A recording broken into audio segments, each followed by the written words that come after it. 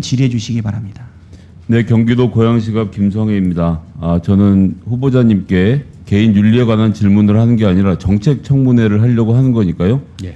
입장을 잘 모르겠다고만 하시는 방법으로 답변 안 하셨으면 좋겠습니다. 그런 건 부끄러운 거죠. 국가인권위원장을 하겠다는 분이 본인이 생각하는 글로벌 스탠다드 인권이 어디에 있고 거기에 대해서 내 입장은 어떻다는 정도를 설명을 못 하신다면 글쎄요, 부끄러운 일 아니겠습니까? 그러니까 제가 뭐 압박할 생각은 없는데 답변을 좀 듣고 싶으니까요.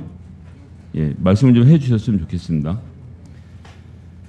자, 어쨌거나 윤석열 정부 출범 이후에 대한민국의 민주주의, 외교, 안보, 경제, 사회 전반의 퇴행을 바라보고 있는 국민들이 진짜 이게 나라냐는 소리가 좀 절로 나오고 있습니다. 정부기관 설립 목적에 전혀 부합하지 않은 인물들이 계속적으로 청문회에 등장하고 있고, 오늘 나오신 후보자님도 죄송한데 제 입장에서 봤을 때는 국가인권위원회 기본 뿌리를 흔드시려는 것이 아닌가라는 의심이 좀 되고 있어서요. 비과학적이고 배타적인 종교를 기준으로 삼아서 다른 의견이 있으니까 좀 같이 들어봐야 되는 거 아니냐는 말씀 듣기가 좀 되게 불편합니다. 뭐 제가 헌법재판관까지 하신 후보자님 앞에서 인권에 대한 국제적 규범을 얘기한다는 거 사실 좀 의미가 없긴 하지만 잘 아시는 것처럼 유엔에서요.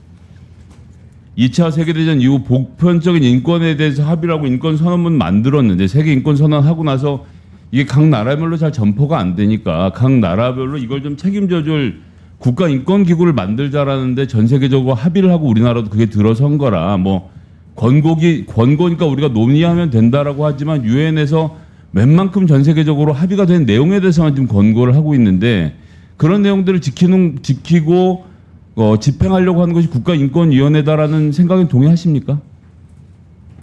예, 제가 알기로는 물론 권고와 우리 국내법적 효력을 갖는 것과는 전혀 차이가 있다고 생각을 합니다. 오전에도 말씀을 드렸지만은 말씀해 주신 내용을 또 반복하실 필요는 없을 거고 좀 짧게 해주시면 일반적으로 승인된 국제법규 그리고 헌법에 의해서 체결 공포된 저학의 경우에는 직접적으로 국내법적 효력이 있습니다. 다만 권고 사항에 대해서는 권고의 의미를 갖고 각국에서 존중하는 의미를 갖고 있는 것을 생각합니다. 저희는 이런 권고를 가지고 이것에 대해서 우리 국민이 과연 이것이 어떻게 될 것인가 서로 상반되는 의견이 있을 때는 거기부터 다 들은 말씀이니까요.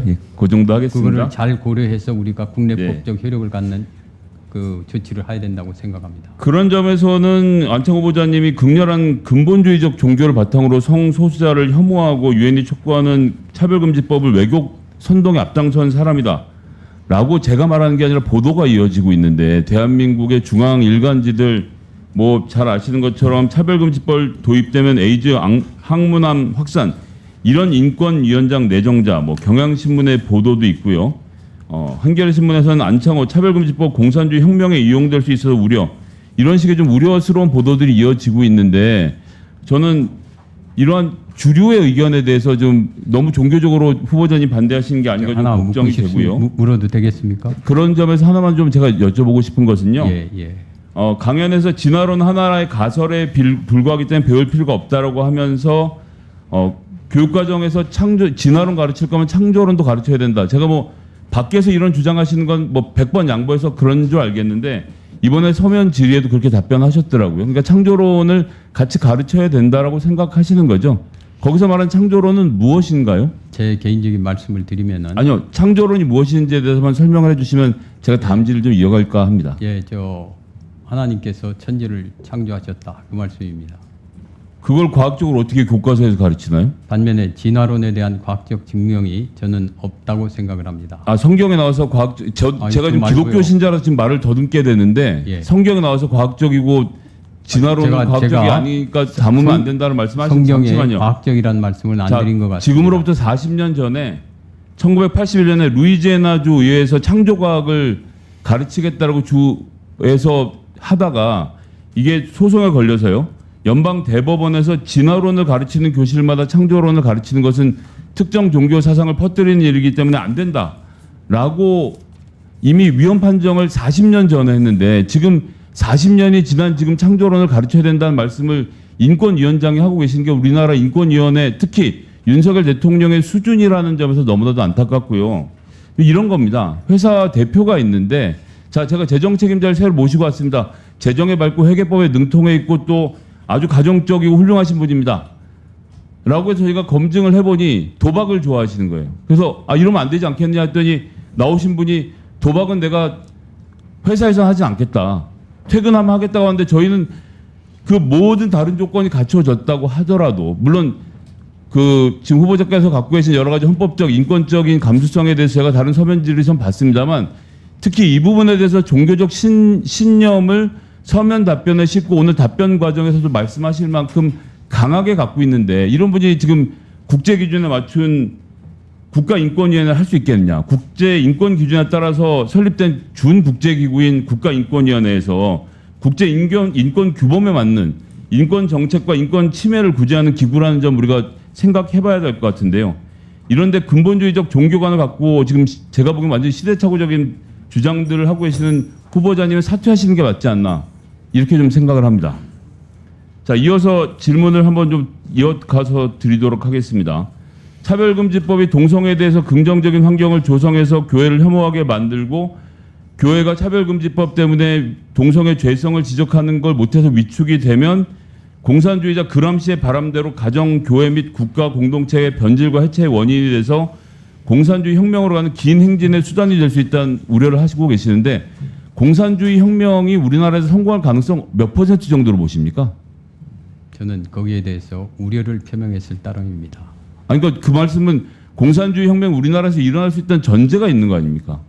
검사도 하셨으니까 아실 텐데 우리나라에서 지금 공산혁명이 가능한 구조입니까?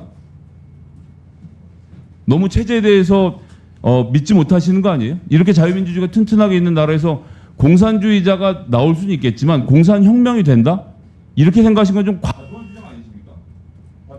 관련된 답변만 좀 해주시면 좋겠습니다. 예, 제가 그런 말씀드리겠습니다. 아까 우리 김 의원님께서 말씀하실 그 창조론과 진화론에 대해서 간략히 말씀을 드리겠습니다. 제 개인적인 요거서부터 차례로 말씀을 드리겠습니다.